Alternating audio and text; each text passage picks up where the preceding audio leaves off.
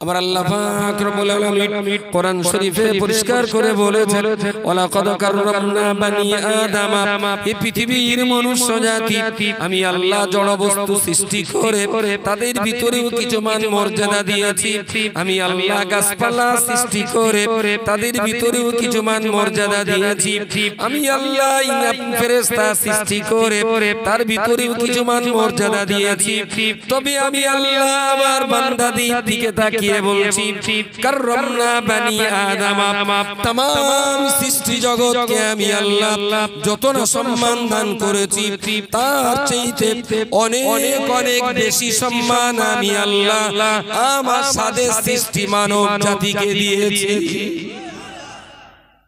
কাররামনা বানি আদম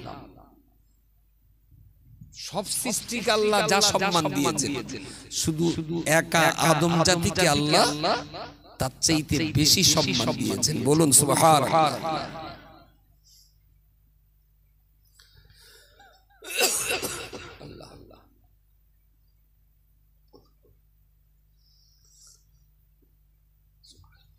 আমার এই টুপিটা 150 টাকা আর এই জুতো দোড়া 12.5 টাকা আমি অত দামি জুতো কিনিনি শুধু আপনাদের ভয় ওই রেখে স্টেজে উঠবো কেডা হয়তো বলবেন হুজুরের জুতো পবিত্র জিনিস হয়তো পায়ে দিলি জান্নাতে যাওয়া লে বাড়ি যাবেন আবার হুজুর কেবলার খালি পায়ে বাড়ি যেতে হয় এই জন্য আমার জীবনে খুব একটা দামি জুতো ছোট বয়সে পড়েছি বক্তার জগদামে দামি জুতো পরি আর একটু একটা কাজ কলকাতার দিকে পড়ি যদি কবর ধরলো চুরি টুরি করে না সেই দিকে কিন্তু এবার জুতো দুটো পছন্দ হয়েছে এই জন্য বেশ নরম আর সোলা আর আমি একটু বেটে পেনা বলে একটু হিল উঁচু বলে হিল দেখি বলে ভিড়ির মাঝখানে জানছে না 50 রিয়াল দাম নিয়েছে তার মানে 1250 টাকা দাম প্রায় টুপির দাম হ্যাঁ 150 এখন টুপিটা ওখানে তো জুতো দুটো এখানে রাখবো হ্যাঁ এর দাম কম কিন্তু মান কোথায় থাকে আর জুতো সৃষ্টি জগতে আপনি কোথায় আছেন সৃষ্টি জগতে গোটা সৃষ্টি জগৎকে যদি একটা মানুষের আকার দেওয়া হয় তাহলে মানুষ তো আছে সেই মানুষের মাথায় তাই না ওয়ালাকাদ কাররামনা বানি আদম আমি আল্লাহ আমার সৃষ্টিকুলের ভিতরে শ্রেষ্ঠতম সম্মান আমি মানুষকে দিয়েছি জোরে বলুন সুবহানাল্লাহ সুবহানাল্লাহ এইবারে রাত্রি শুয়ে শুয়ে বোঝেন যে খৈনি ডলবেন না বিড়ি খাবেন তেরঙ্গা নাবেন না সৌর খাবেন চুল্লু খাবেন না হাড়িয়া খাবেন কি খাবেন বিবেককে জিজ্ঞেস করুন আপনার বিবেক কি আমি হারাম হারাম আপনার দাম কত এইটা একটু বোঝেন বুঝিয়ে সুঝিয়ে আপনার যা ভালো আপনি তাই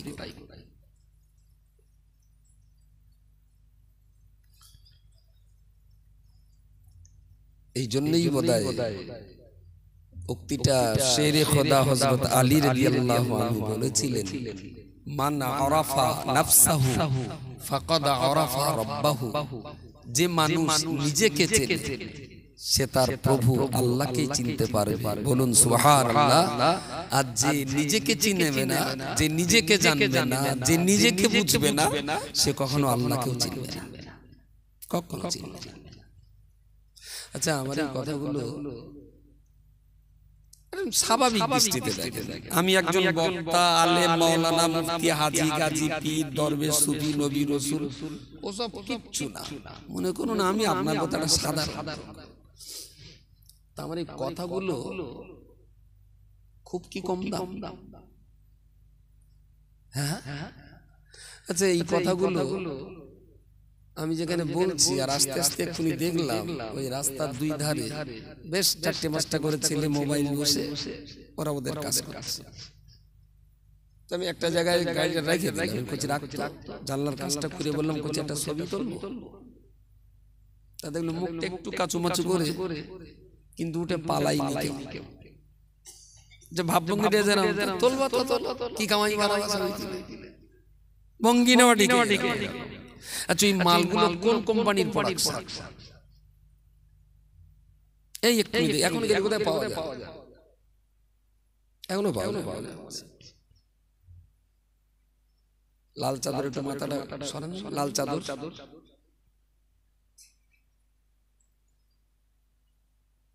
মনে হচ্ছে পেছনের খুচরো পার্টিটা ওই সময়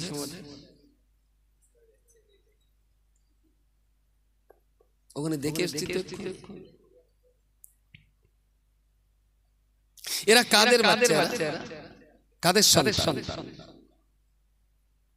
আচ্ছা ওদের কি দোষ বড্ড বেশি?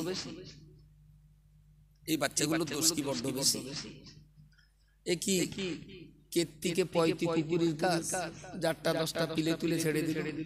কেউ সাইকেলে স্পোকে যাচ্ছে, কেউ ইঞ্জিন ভ্যানের তলায় যাচ্ছে, কেউ লোকের বাড়ি একটা মাছ চুরি করে খাতিকে ঝাঁটার বাড়ি খাচ্ছে, কেউ বড় লোকের বাড়ি ফ্যান জাতিকে জুতোর বাড়ি খাচ্ছে। আচ্ছা এই যে ছোট ছোট খুচরো এক্ষুনি বোধহয় গম চলতেছে না, কুকুরের বাচ্চা ডেলিভারির সময় এখন বাচ্চা ওঠেনি কুকুর এখনো কি মাস হয় বাচ্চা? ওই বাচ্চা বেশ দুধ টুধ খাওয়া যেই ছেড়ে দেবে তখন আর মার পিছনে করে। আচ্ছা ওরা কার হাড়ি মেললো, কার মাছের মাথা মেললো, কোনটা ইঞ্জিন ভ্যানের তলায় গেল, ওর মার কিছু হয়েছে? এসব পার্টি কি এরকম কীর্তিকে কুকুরের প্রোডাকশন যে বাপ মার কোনো খোঁজ নেই? কি এরা? এদের কি কোনো ওয়ারিশান নেই? এদের কি কোনো ব্লাড কানেকশন নেই? এদের কি বংশজাত কোনো মানুষের সঙ্গে সম্পর্ক নেই? যে বাচ্চাগুলো যা ইচ্ছা তাই করছে, বাপ মা নীরব নিস্তব্ধ। What is?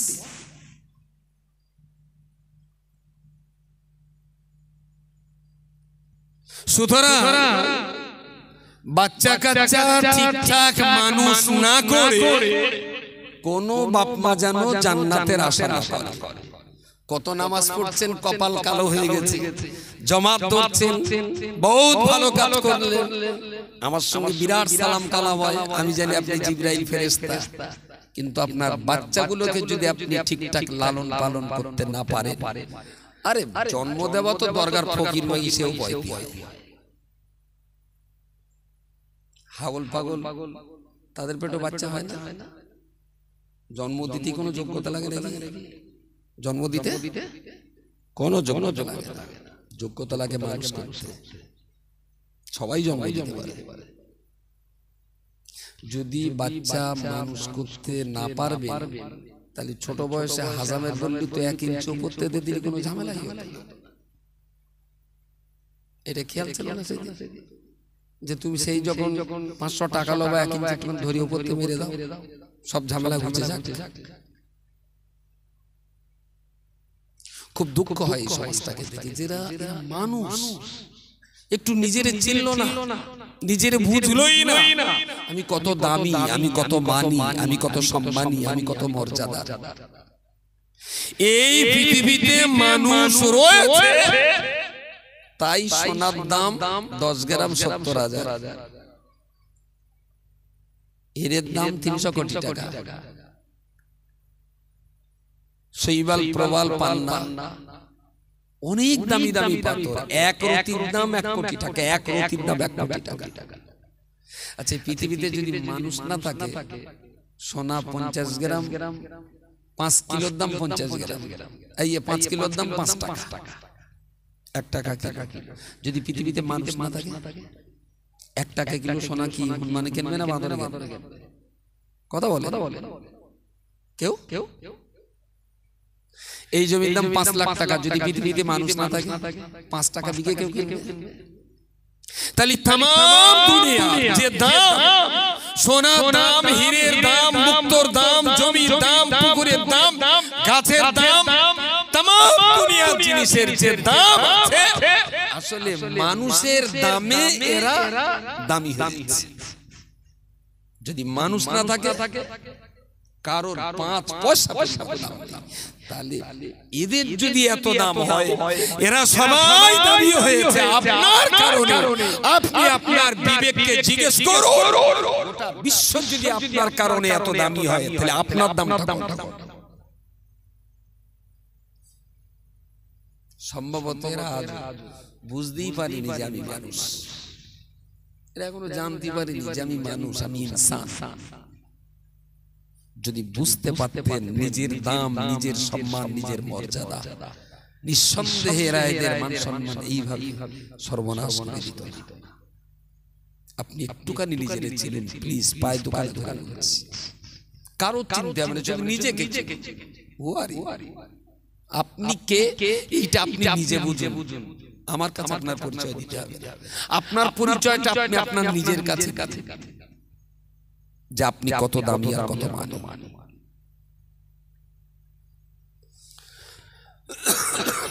জান্নাত আমারই জন্য তৈরি, জাহান্নাম আমারই জন্য তৈরি। আল্লাহর কিন্তু ইচ্ছা রয়েছে আপনাকে জান্নাতে পাঠাবার জন্য। সুবহানাল্লাহ, সবাই মিলে বলেন সুবহানাল্লাহ। আল্লাহর ইচ্ছা আপনাকে জান্নাতে পাঠাবেন।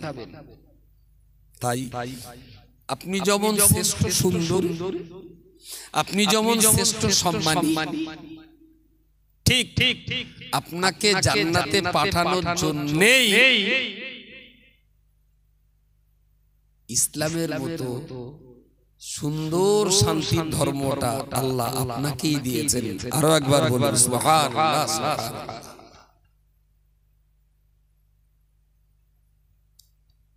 ইন্নাদ দীনা ইনদাল্লাহিল ইসলাম, এই আয়াতটা আমরা পড়েছি এবং বলেছি অনেক মাইকে যে আল্লাহর কাছে মনোনীত ধর্ম হলো, একটু কথা বলে, ইসলাম। আল্লাহর কাছে মনোনীত ধর্ম ইসলাম। আজ কি পড়ছিলাম কোন একটা জায়গায়, পড়তে পড়তে হঠাৎ বেরেন ঘুরে গেল। মনোনীত, তাহলে 5টা মেয়ে দেখার পর ছেলের বাপ মনোনীত করে যে হিজলের গপ্পারের মেয়েটাই বৌমা করো, এইটা তো মনোনীত নাকি? এরা সভা দেওয়ার সময় 20-30টা বক্তাদের ভিতরে খুঁজে খুঁজে 3টে মনোনীত করবে, তাই না? আচ্ছা, এরকম ধর্ম কি আল্লাহর কাছে 5-6টা ছিল যে তারির ভিতরে ইসলামটা মনোনীত করলে?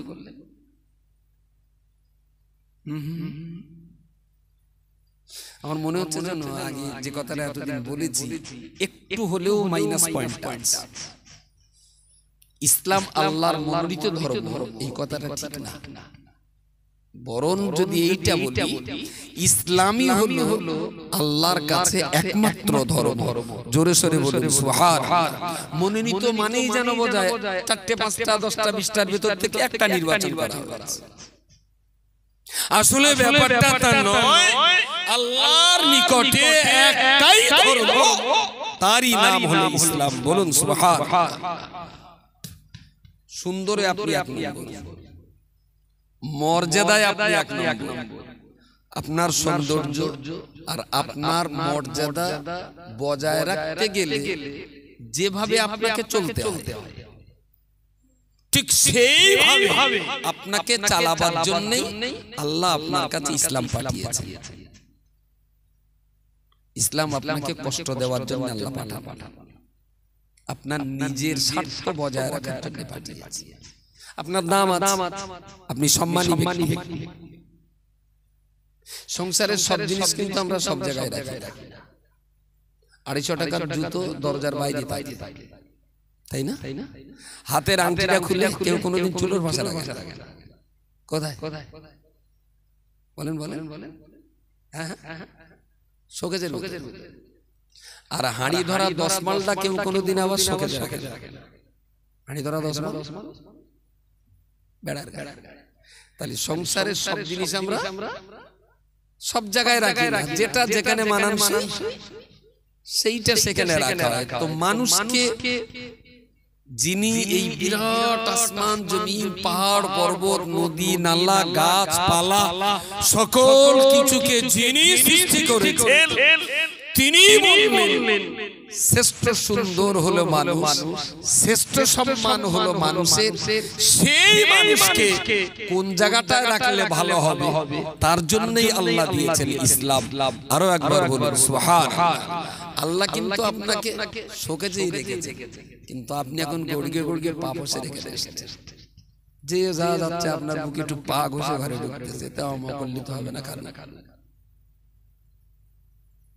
আল্লাহ তো আপনার জন্য শোকেজ দিয়েছে, কিন্তু আপনি শোকেজে না থেকে যদি পাপসে আছে তাহলে একটু লোকে আপনার বুকে পা দেয়, ঘষেই যাবে। একটু পৃথিবী তাকিয়ে দেখছেন, তাম দুনিয়া তাকিয়ে দেখছেন। পৃথিবীতে এখন দুটো জাত, একটা মুসলিম আর একটা নন মুসলিম। আর কোন জাত নেই পৃথিবীতে। লেবানন, প্যালেস্টাইন, ওদিকে ইয়ামান, শেষ। প্যালেস্টাইনে 1.5 লক্ষ নিষ্পাপ বেগুনা মাসুম বাচ্চা 1.5 লক্ষ মরেছে, এবং এখনো রানী, এখনো চলছে। সৌদি আরব দারুণ মজা করছে, দারুণ ফুর্তি করছে। ইন্দোনেশিয়া, মালয়েশিয়া, আপনার কুয়েত, কাতার, ইউএই, ইউনাইটেড আরব আমিরাত, পৃথিবীতে এরকম 56টা মুসলিম কান্ট্রি আছে। 56টা। আমি একবারও বলছি না যে তোমরা পাল্টা ইসরায়েলকে মেরে ইহুদিদের শেষ করে দাও, আমি একবারও বলছি। কিন্তু শুধু এইটা চিন্তা হয় মনে মনে, কোন একটা জায়গায় পড়েছি সারা পৃথিবী এমন একটা জিনিসের নাম বলুন যে জিনিসটা না হলে দুনিয়া অচল হয়ে যাবে। অক্সিজেন বা এই ধরনের কিছু বলছি না আমি, কোন একটা পদার্থ বলুন যে পৃথিবী অচল হয়ে যাবে। তাড়াতাড়ি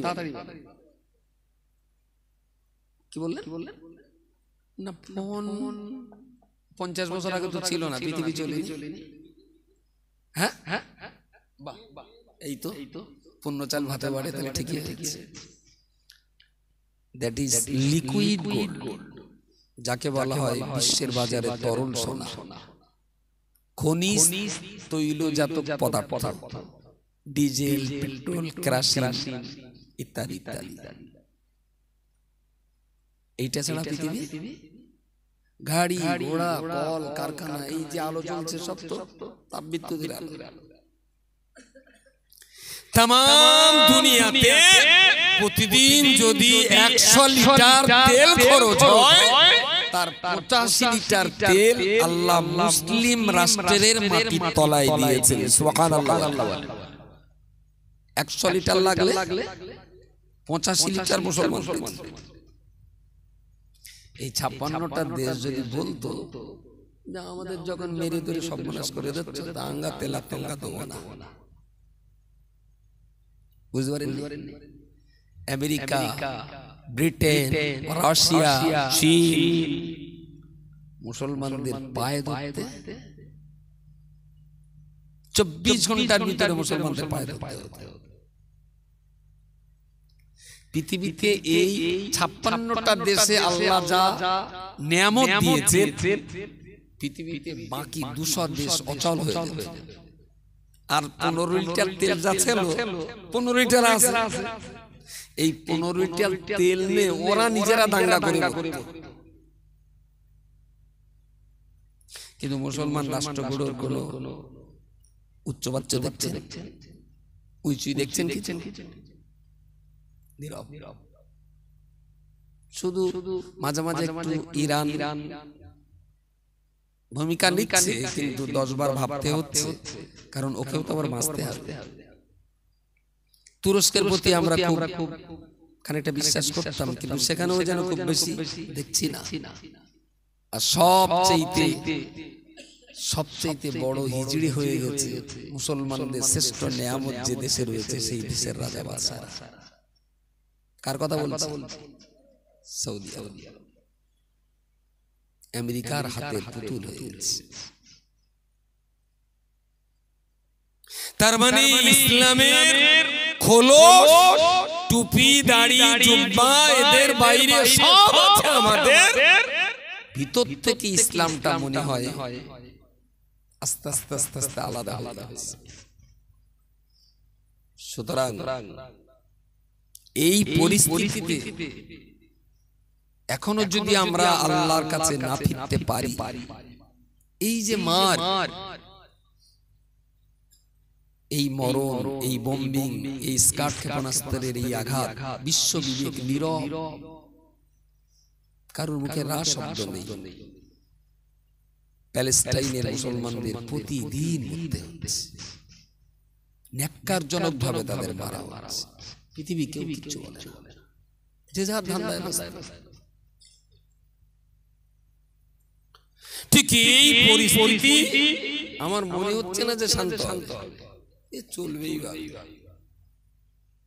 চলতে চলতে চলতে চলতে যেদিন একেবারেই শেষ পিঠে দেয়াল থেকে যাবে, আল্লাহ ঈসা রুহুল্লাহ ইমাম মেহেদীকে পাঠিয়ে তবে মুসলমানদের ইজ্জত রক্ষা আল্লাহ করিয়ে নেবেন। বলুন সুবহানাল্লাহ। আমাদের বোধহয় সেই দিনের জন্য অপেক্ষা করা ছাড়া কোনো লাইন নাই। তবে আপনাকে বলছি, প্যালেস্টাইনের এই চরম পরিস্থিতিতে তাদের একটা ট্যাবলেট পাঠাবো, কোন লাইন পাচ্ছি না। এক পিস রুটি পাঠাবো, একটা জামা পাঠাবো, পাচ্ছি না। 10টা টাকা পাঠাবো, ক্ষমতাই কুলাচ্ছে না। সেখানে যে তাদের মাথায় এক গ্লাস পানি দেব, যেতে পারছি না। সমস্ত দিক দিয়ে আমাদের হাত পা, ইচ্ছা থাকলেও কিচ্ছু করার। ঠিক এই পরিস্থিতিতে আমি অন্তত আপনাকে বলছি, প্যালেস্টাইনের আগুন নেভাবার ক্ষমতা আপনার আমার না থাকতে পারে, কিন্তু 4 কাঠা জমির উপরে আপনার যে বাড়িটা আছে, ওই বাড়িতে ইসলামের দুশমনরা যে আগুন জ্বালিয়েছে, ওই আগুনটা নেভাবার ক্ষমতা কিন্তু আপনারা আছে। আমার কথা কি মাথায় গেছে?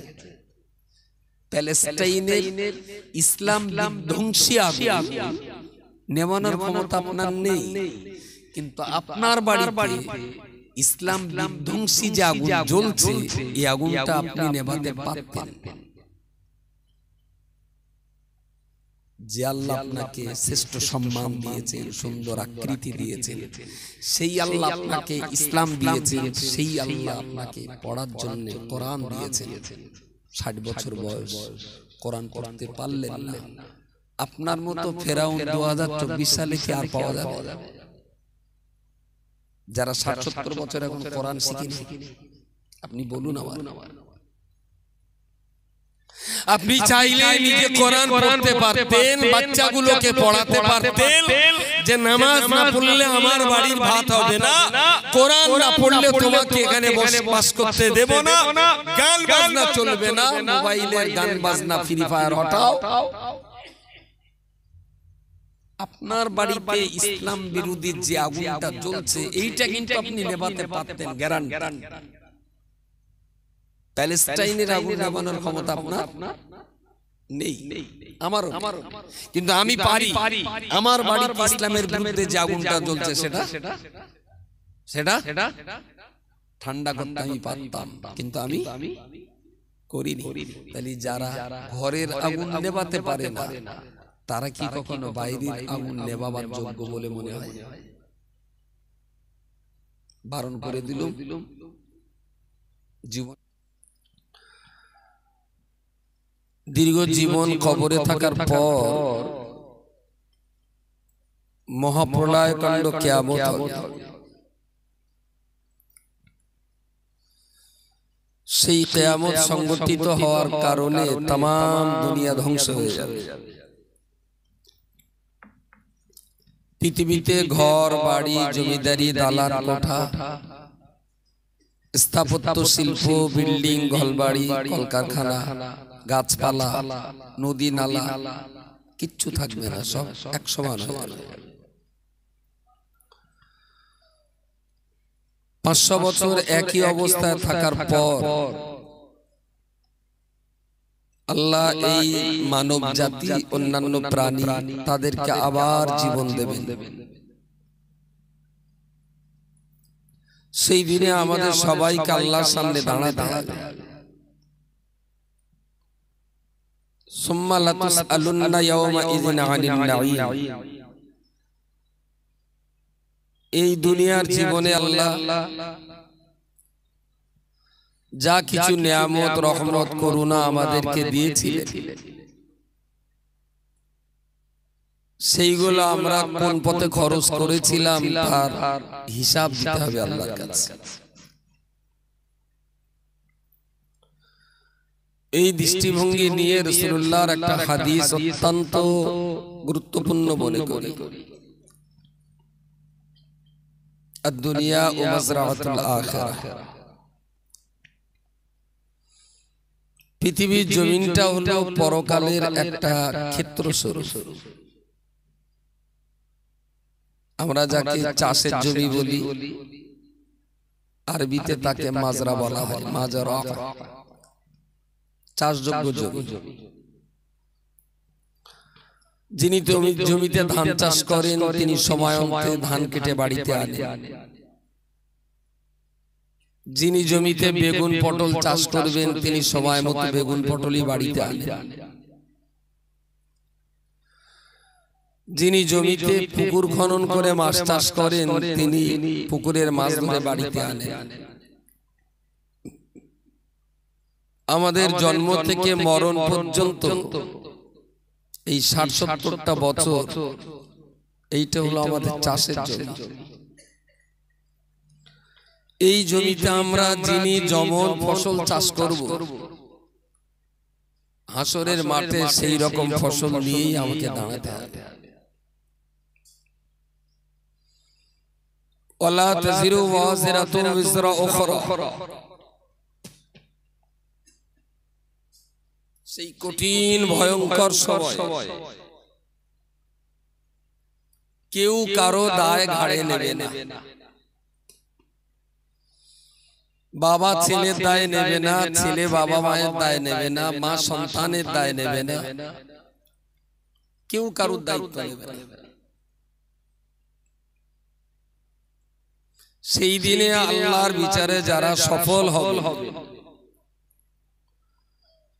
তারা অনন্তকালের সুখের শান্তির ঠিকানা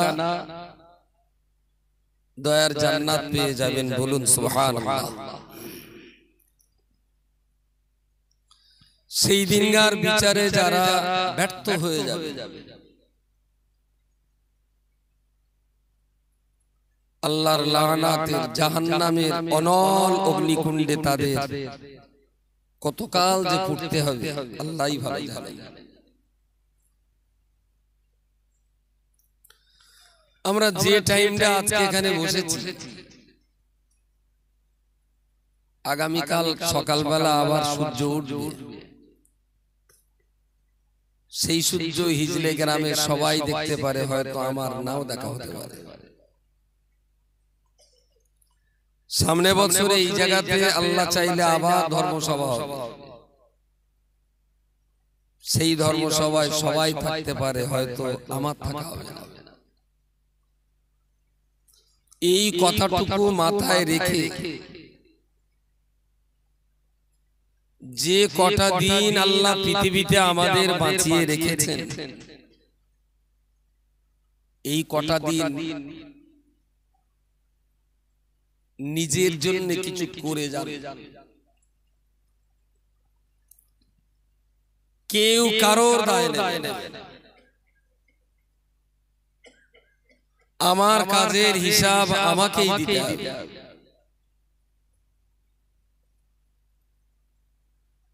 যদি একবার আমরা বোঝার চেষ্টা করি, লাকাদ খালাকনাল ইনসানা ফি আহসানি তাকওয়িম। এই বিশ্ব সংসারে আল্লাহ যা কিছু সৃষ্টি করেছেন সব সৃষ্টি আমরা দেখতে পাইনি। পৃথিবীর জমিনের উপরে যা আছে তার সামান্য পরিমাণ আমরা দেখছি। আর নদী নালা জলাজল আপনার জলাভূমিতে যা কিছু আছে তা খুব যৎ সামান্য আমরা দেখছি। আমাদের দৃষ্টির আড়ালে আল্লাহ সৃষ্টি জগতের একটা বিরাট অংশ আছে যা আমাদের দেখা হয়নি। জলে স্থলে আকাশ পাতালে আমাদের দেখা আর না দেখা যা কিছু আল্লাহ সৃষ্টি করেছেন সমস্ত সৃষ্টির ভিতর লাকাদ খালাকনাল ইনসানা ফি আহসানি তাকওয়িম, আল্লাহ বলেছেন আমার সৃষ্টি জগতের ভিতরে সবচেয়ে সুন্দর করে আমি মানুষকে তৈরি করেছি। সুবহানাল্লাহ।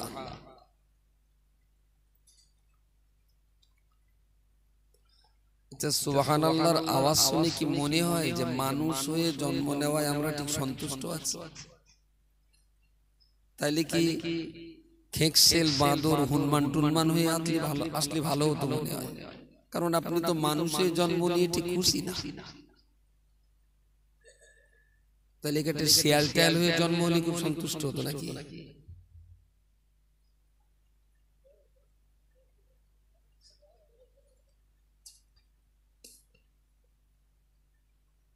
আসলে আমি যদি আমার নিজেকে না চিনি জগৎ আমাকে চিনবে না। আমি যদি আমার নিজেকে বিশ্বাস না করি সমাজ আমাকে বিশ্বাস করবে না। আমি যদি আমার নিজের উপরে ভরসা না রাখতে পারি দেশের জনগণ আমার উপরে ভরসা রাখবে না। আমি যদি আমার নিজেকে ভালো না বলতে পারি পৃথিবী আমাকে ভালো বলবে না। যদি আমার বিবেকের কাছে আমি ভালো হতে পারি, আমি আমার নিজেকে বিশ্বাস করতে পারি, আমি আমার নিজের উপরে ভরসা রাখতে পারি, আমি আমার নিজেকে নিজে যদি সঠিকভাবে মেনে নিতে পারি তাহলে কিন্তু সমাজ আমার উপরে বিশ্বাস করবে, আস্থা রাখবে, ভরসা করবে যেন লোকটা ভালো লোক, 5 টাকা দিয়ে আবার পরে ফেরত পাওয়া যাবে। তো মানুষ হিসাবে আপনি কি আপনাকে ঠিক বিশ্বাস করতে পারছেন না যে আপনি নিজে মানুষ নাকি বন মানুষ নাকি জিন নাকি খেকশিয়াল? আপনি কি আপনার নিজের উপরে ঠিক আস্থা রাখতে পারছেন না? লাকাদ খালাকনাল ইনসান, ইনসান মানে তো বাঁদর নয়, হরিণ নয়, বাঘ নয়, ডালো আপনার ডলফিন নয়, কুকুরও নয়, বিড়ালও নয়, ইনসান মানে তো মানুষ। লাকাদ খালাকনা, আল্লাহ বলেছেন আমি সৃষ্টি করেছি ইনসানা মানুষকে ফি আহসানি তাকওয়িম সবচেয়ে সুন্দর আকৃতি দিয়ে। বলুন সুবহানাল্লাহ। এত সুন্দর আল্লাহ পৃথিবী আর কাউকে দেন। মাঝে মাঝে শুনেছেন রাস্তায় যে কটা গল্প করছে ওখানে একটা বোম মারতে পারে কেউ? এখন মানুষ না জন্তু টন্তু অন্য প্রাণী জগৎ টগৎ কার জন্য চাচ্ছি আমি এখানে? ভাই একটু পাটা গুটিয়ে বসবেন, কষ্ট হচ্ছে জানি, হেলান দিয়ে বসুন, হেলান দিয়ে বসুন, অসুবিধা ক্লান্ত শ্রান্ত দেহ।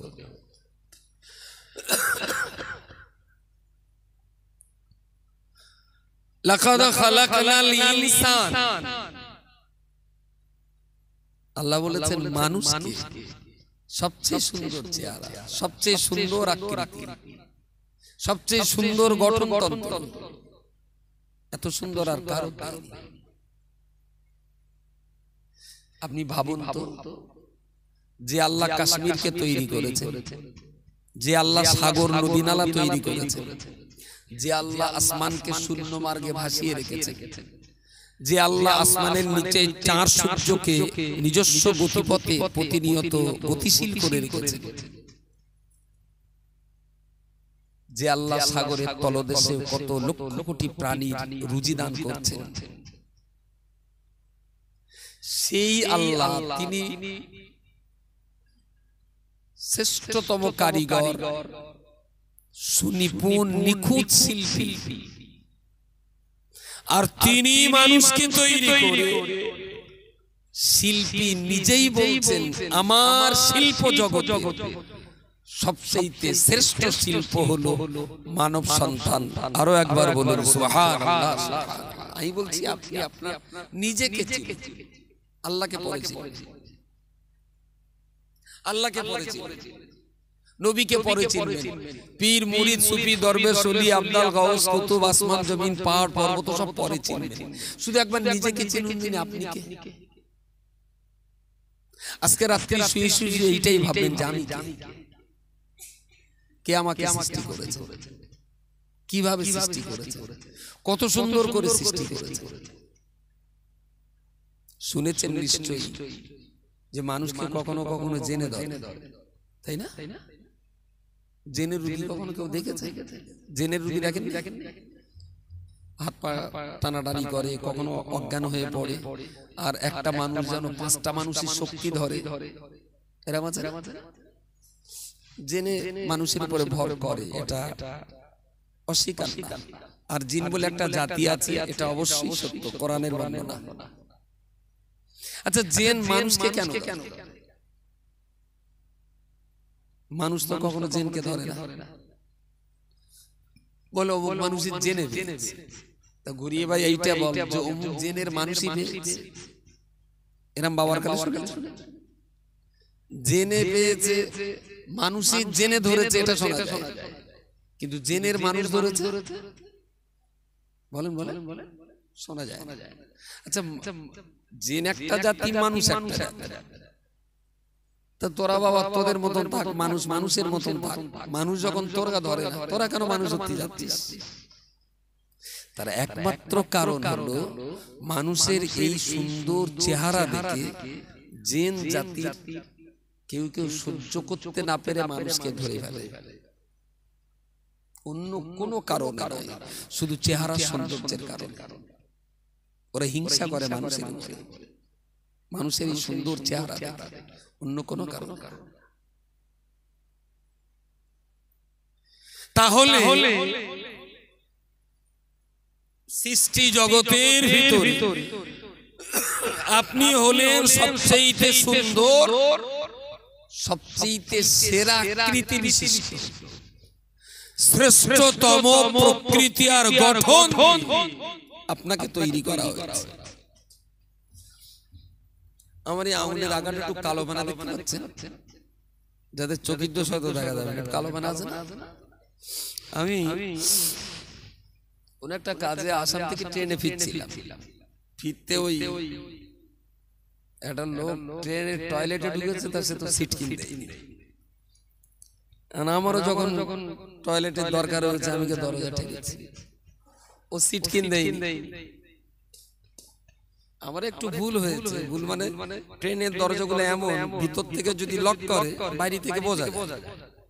আমি আর ওটা খেয়াল করি, হঠাৎ ঠেলেছি, দরজা খুলে গেছে। সে বেচারাও দরজা ঠেলে ধরেছে, ওর মাঝখানে আমার আঙুল লেগে গেছে। আর ট্রেনের দরজা দুই দিকেই তো লোহা লেগে, এইটা নোকটা এবং এত দূর পর্যন্ত ঠিক আমার এখানে লাগেনি, আমার লেগেছিল এই জায়গায়। তো সঙ্গে সঙ্গে গালে দিয়ে একটু লালা দিলাম, খানিক সময় পানি দিলাম, ঘন্টাখানি পরে আস্তে ঠান্ডা হয়ে গেল। পরের দিন দেখলাম পুরো রক্ত জমে গেছে। তো তারপরে ব্যথা যন্ত্রণার হয়নি বলে ডাক্তার কবিরাজ দেখায়, আর আমিও ডাক্তারের তা বলতে ওষুধ খাওয়া আমার ঠিক ধাতিস হয় না। ব্যথা যন্ত্রণা যখন নেই, যাও খাও, রক্ত জমে আছে, কালো হয়ে আছে, তো থাক। সেই কালোটা ঠিক ধীরে ধীরে, এই নখটা কিন্তু নতুন উঠছে, অর্ধেক নখ নতুন উঠে গেছে, বাকি নখটা এখনো, বাকি নখটা। আচ্ছা, পৃথিবীর কোন মানুষ যা জাহাজ তৈরি করেছে, কম্পিউটার তৈরি করেছে, মোবাইল তৈরি করেছে, এই সব নানান তাল মিডিয়া তৈরি হয়েছে, কোন পার্টস নষ্ট হলে নিজে নিজে এরকম গড়ে তৈরি হয়? শুধু একবার নিজের নোকটাকে নিয়ে ভাববেন যে আল্লাহ কোন কারিগরি আর শিল্প দিয়ে তোমাকে সৃষ্টি করা হয়েছে, আপনি কিভাবে সৃষ্টি হয়েছে।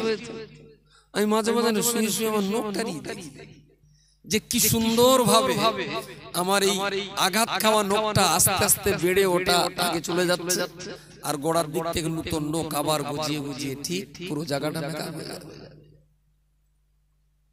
তা ধরুন এই জায়গাটা লেগেছিল তা মাস 6 আগে, ঠিক ধীরে ধীরে ধীরে ধীরে নৌকো বাড়ছে, আমার সেই রক্তের কালো দাগটা ছিল গোশতের ভিতরে, আস্তে আস্তে ওটা নোকের ভিতর দিয়ে আস্তে আস্তে আস্তে আস্তে বেরিয়ে যাচ্ছে। শুধু একবার ভাবুন যে কোন আল্লাহ আমাকে বানিয়েছে আর কিভাবে বানিয়েছে, আর বানিয়েছেন তো বানিয়েছে কোটি কোটি সৃষ্টি জগতের ভিতরে সবচেয়ে সুন্দর করে আমাকে বানালেন। বলুন আপনি কত দাম, আপনার দাম কত, পীরের দাম কত, নবীর দাম কত, রসুলের দাম কত, কাশ্মীরের দাম কত, সোনার দাম কত, মোবাইলের দাম কত, সব পরে হিসাব করবেন। আপনি শুধু ভাবুন আপনার দামটা কত। যদি আমার খুব ইচ্ছা হয় আমি একটু মুসলমানের হাতের গোশত রান্না করে খাবো, এই পোষা পর্যন্ত কেউ একটু বিক্রি করবেন 500 টাকা, পোষা পর্যন্ত 1000 টাকা। দেখেন কেউ যদি এই গোশতটা আমার একটু পছন্দ, একটু রান্না করে খাবো, 1 লাখ টাকা দিয়ে দেবেন? কথা বলেন, হ্যাঁ কত টাকা দিবেন টাকার বিনিময়ে? তাহলে শুধু একটা হাতের দাম যদি এত হয়, তাহলে দিল কলজে ব্যবসা তো ভেতরে আরো দামি দামি পার্টস, টোটাল আপনার দাম কত বলেন? বলেন বলেন বলেন। আর এত দামি একটা দেহ নিয়ে যখন আপনি চায়ের দোকানে বসে সারা দিনটা নষ্ট করেন, আপনার লজ্জা হওয়া উচিত। সময়টা আপনি অপচয় করেন, আপনার শরম হওয়া উচিত। ভদ্র জায়গা ছেড়ে দিয়ে অভদ্র জায়গায় বসেন, আপনার বিবেকের দৃষ্টিতে আপনার আত্মহত্যা করা উচিত। যে সেই সুন্দর ঠোঁট, যে ঠোঁট দুটো আল্লাহ সুন্দর করে বানিয়েছেন আল্লাহকে ডাকার জন্য, সেই ঠোঁটে আপনি বিড়ি তোলেন। বিবেকের চেতনায় আপনার গলায় গুলি দিয়ে মরা উচিত। বলবেন কালকে কালকে বলেন। আল্লাহ পাক রব্বুল আলামিন কোরআন শরীফের অপর একটা জায়গায় বলেছেন, ওয়ালাকাদ কাররামনা বানি আদামা ওয়া হামালনাহুম ফিল বাররি ওয়াল বাহরি। এই পৃথিবীর মনুষ্য জাতি আমার আল্লাহ আমাকে লক্ষ্য করে বলেছেন, ইনসানকে লক্ষ্য করে বলেছেন, ওয়ালাকাদ কাররামনা বানি আদামা, আমি আমার সৃষ্টি জগতে যা কিছু তৈরি করেছি সবাইকে আমি কিছু না কিছু সম্মান দিয়েছি। প্রত্যেকের ভিতরে আল্লাহ কিছু না কিছু সম্মান আর মর্যাদা দিয়েছে। দেখেছেন একটা কুকুর হয়তো শুয়েছে, তোর খোশ মেজাজে শুয়ে আছে, আনো পাড়ার আর একটা ছায়ানা কুকুর ঢুকে এর পাশ দিয়ে যেদিকে টিকানোর গাটা শুকলো, সোয়া কুকুরটা তাড়াতাড়ি ঠেলে উঠে এই ঠ্যাঙের তলায় মাথার তলায় এখানে জিভে ছেড়তেছে, তার একটা বিরাট একটা কি করছে, খাতির করছে। তার মানে ওই ছোট কুকুরটা বড় কুকুরের সম্মান আওমাও করে দেখেননি। কুকুর এদিকে কুকুর নেই নাকি, ওদের ভিতরেও বলো একে অপরকে মর্যাদা দেওয়ার একটা প্রবণতা আছে। এগুলো ঠিক দেখতে হয়, দেখেছি। তাহলে প্রাণীদের ভিতরেও একে অপরের একটু মান সম্মান দেয়, একটু দাম দেয়, একটু মর্যাদা দেয়। আবার কত কোটি কোটি আল্লাহ যে ফেরেশতা তৈরি করেছেন সেটা আল্লাহ পাক তিনিই জানেন। কিন্তু শ্রেষ্ঠ ফেরেশতা ছজন না সাতজন? চারজন। জিবরাইল, আজরাইল, ইসরাফিল, মিকাইল। তো ফেরেশতাদের ভিতরে বাবা আল্লাহ মান মর্যাদা সম্মান কিছু কম বেশি আছে না? এবারে কবরের ফেরেশতা আছে, মুনকার নাকির, আমাদের ভালো মন্দ লেখার ফেরেশতা আছে, কিরামান কাতিবিন সম্মানিত লেখক ফেরেশতা মণ্ডলী, রুমাত ফেরেশতা আছে, আরো অনেক ফেরেশতা আছে। তাহলে ফেরেশতাদের সমাজেও একটা মান সম্মান আছে না? নেই? আল্লাহ পৃথিবী সৃষ্টি করেছে। পৃথিবীর সব মাটি কি একরকম দাম?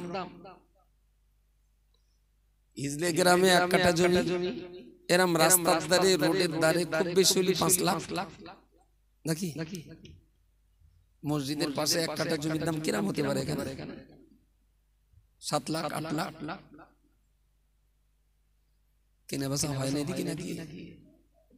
কিরম দাম? 3-4 লাখ। তো হ্যাঁ না করলে আমি বুঝবো তো 5 লাখ কি হবে এরম রাস্তার ধারে? আচ্ছা, কলকাতার এরকম রাস্তার ধারে এক কাঠা জমির দাম কত?